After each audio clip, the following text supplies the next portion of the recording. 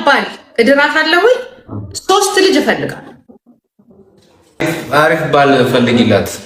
ኧረ አለ ምን ይመስል ጀግና መለሎ መጥቷል። ሲወደኝ ሲያከብረኝ ሀደኮዬ ነው የሚለኝ።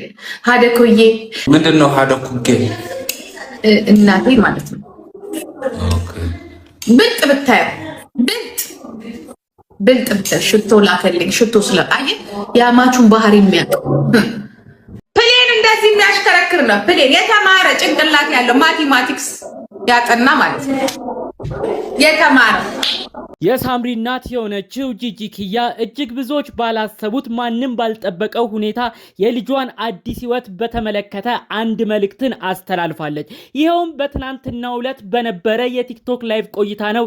እንደ ቀልድ በመሰለ መልኩ ስለ ልጇ ሳምሪ የተናገረችው በቪዲዮ መግቢያ ጨረፍታውን አሰምቻችኋለሁ ብዬ አስባለሁ። ከዚህ ጉዳይ ጋርም ተያይዞ ብዙዎች ጥያቄ እየሆነባቸው እውነት ጂጂ ኪያ እንደዛተችው ልጇ ሳምሪን ለምትፈልገው ባለሀብት ለምትፈልገው የተማረ ሰው ነው ስለምትለውም ግለሰብ ለሱ ዳረቻት ወይ? እውነት ነው ወይ? በዚህን ያህል ፍጥነት ሳምሪ አዲስ ሰው ተዋውቃ አዲስ ህይወትን ልትመሰርት ነው ወይ ያሉ ብዙዎች ጉዳዩን በማንሳት ጥያቄ ሆኖባቸው ነበር። ከዚህ ጉዳይ ጋር ተያይዞ ታዲያ ብዙዎችን ስላስገረመው እንዲሁም ደግሞ ሳምሪ በቅርቡ ታገባዋለች ስለተባለው ስለ ካፒቴኑ ግለሰብ በዝርዝር እምላችሁ ወሳኝ ጉዳይ ይኖራል።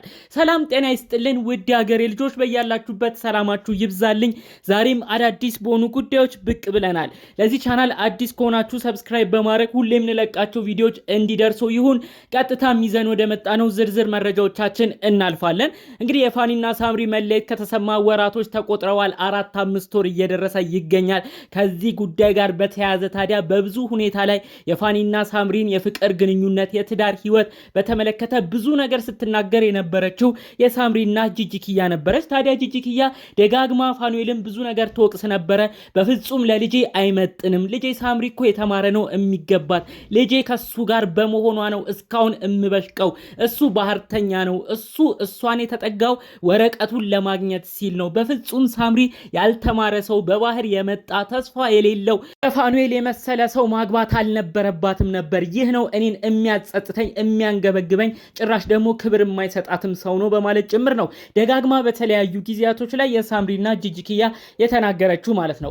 ታዲያ እንግዲህ ጂጂ አክላም በተለይ ደግሞ ሳምሪና ፋኑኤል መፋተታቸውን ከገለጹበት ቀን አንስቶ ጀምሮ የምትናገራቸው አዳዲስ ጉዳዮች ነበሩ። ታዲያ ቀደም ባሉት ወራቶች ላይ ልክ እንደተለያዩ ሰሞን ስለ ልጇ ሳምሪ እንዲህ ስትል ነበር። ልጄ ሳምሪ ሞዴል ሆናለች፣ ኢንተርናሽናል ሞዴል ነው የምትሆነው፣ በትላልቅ አሜሪካ በሚገኙ መጽሔቶች ላይም ነው የምትወጣው።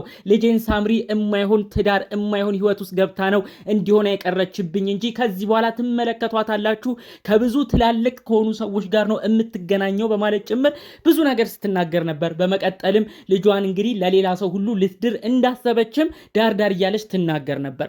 ታዲያ እንግዲህ በዛሬው ቪዲዮ ደግሞ ብዙዎችን ባሳቀ አንዳንዶችንም ባስገረመ ሌሎች ደግሞ ባስደነገጠ መልኩ ነው እንግዲህ ስለ ልጇ ሳምሪ የተናገረችው።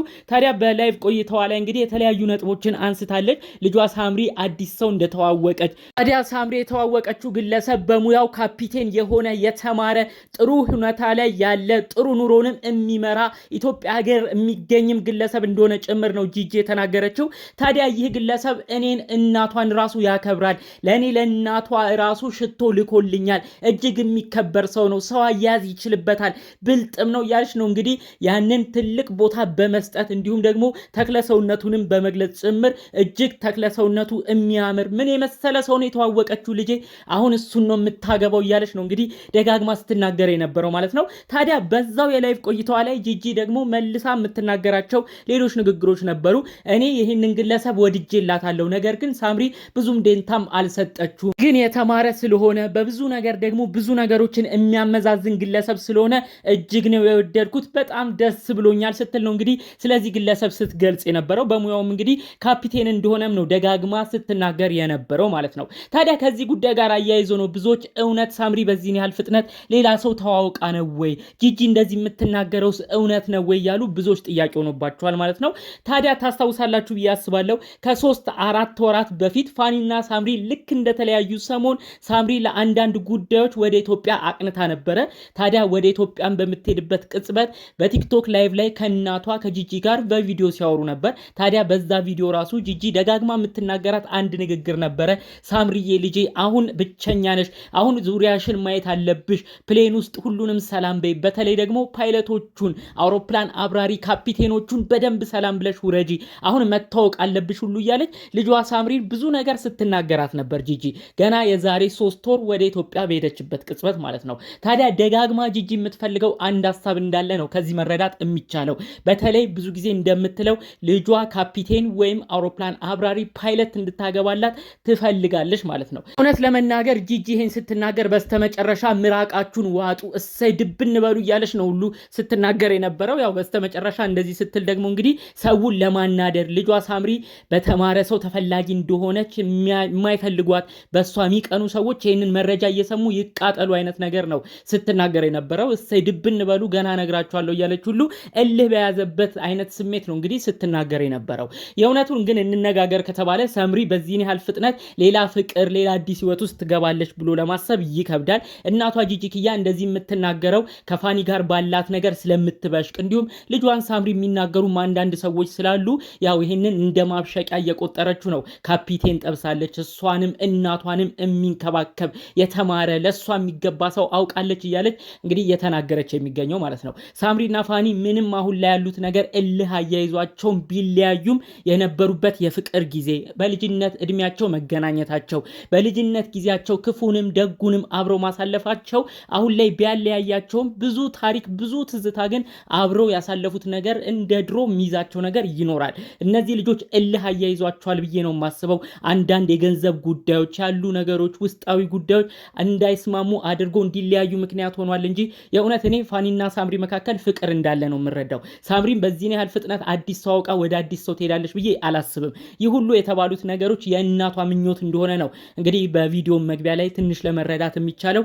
አስቀድማም ጂጂ ስትናገር የነበረው ይሄንን ነው ማለት ነው። ፓይለት እንድታገባ ፈልጋለሁ ስትል ስለነበር ይሄንንም ነው እንግዲህ ሰው እንዲናደድ ሳምሪን የሚጠሏት ሰዎችም እንዲበሽቁ ለማሰብ እንደዚህ አይነት ንግግሮች የምትናገረው ማለት ነው። እዛው ቪዲዮ ላይ ታዲያ እንዳልኳችሁ ቅድም ጂጂ የተናገረችው ወሳኝ ነጥብ አለ። እኔ ነኝ እንደውም በጣም ይሄን ግለሰብ እንድታገባ እየተንከባከብኩት የምገኘው እኔ ጋር ነው እንደውም በጣም ጥሩ ግንኙነት ያለው ሳምሪ ምንም ደንታም አትሰጠውም ምንም ቦታም ያን ያህል አትሰጠውም ስትል ሁሉ ተሰምታለች ማለት ነው። ታዲያ እንደ እናቷ አነጋገር ሳምሪ ለእንደዚህ አይነት ነገር አትጓጓም። ምንም አይነት ፓይለት ቢሆን ምንም ቢሆን አብራ ያሳለፈችው 7-8 ዓመታትን አብራ የቆየችው ፋኑኤልን እንደው ፍቅሩ ሙሉ ለሙሉ ይጠፋል ተብሎ ለማሰብ ይከብዳል። እነዚህ ልጆች ጋር የእውነት ፍቅር አለ ብዬ አስባለሁ። ዛሬ እንዲህ መሆናቸውን አይደለም ማየት መረዳት ያለብን። በፊት ያሳለፏቸው የፍቅር ጊዜ በቶሎ ወደ አዲስ ሰው እንዲሄዱ ያደርጋቸዋል ብዬም አላስብም። ስለዚህ እንደተባሉት ጉዳዮችም እንግዲህ ሳምሪ እንደ እናቷን ፍላጎት ወደ ሌላ አዲስ ሰው ሄዳ አዲስ ህይወት ኑሮ ትጀምራለች ብዬም እኔም ለማሰብ ይከብደኛል ማለት ነው። ሳምሪም ደጋግማ የተናገረችው ንግግሮች አሉ። እኔ ትምህርቴ ላይ ራሴ ላይ ለማብቃት ብዙ ነገሮች ራሴ ላይ ነው እየሰራው የምገኘው እያለች ነው ደጋግማም የተናገረችው። በዚህ በኩል ፋኑኤልም ብዙ ነገር በተለይ ልጆቹን በተመለከተ የራሱን ህይወትም በደንብ ለማሻሻል ጥረት ላይም እንዳለ ነው እሱም በበኩሉ ሲገልጽ የነበረው። በአጠቃላዩ እነዚህ ልጆች አዲስ ህይወት አዲስ ኑሮን ለመመስረት ምንም አይነት ነገር አሁን ላይ እንደማያስቡ ጭምር ከሚናገሩት ንግግር መረዳት ይቻላል ማለት ነው። እንግዲህ ፈጣሪ አምላክ ብሎ እነዚህ ልጆች የሚስማሙበትን ጊዜ ፈጣሪ እንዲያመጣላቸው የእውነት ከልብ እመኛለሁ። ካልሆነም ደግሞ ለልጆቻቸው ሲሉ ተስማምተው የሚኖሩበትን ነገር ፈጣሪ አምላክ እንዲረዳቸው የእውነት ከልብ በመመኘት የዛሬን መረጃዎችን እዚህ ላይ ያበቃለሁ። በሌሎች ጉዳዮች እስክንገናኝ ሰላሙን ሁሉ ተመኘውላችሁ። ሰላም።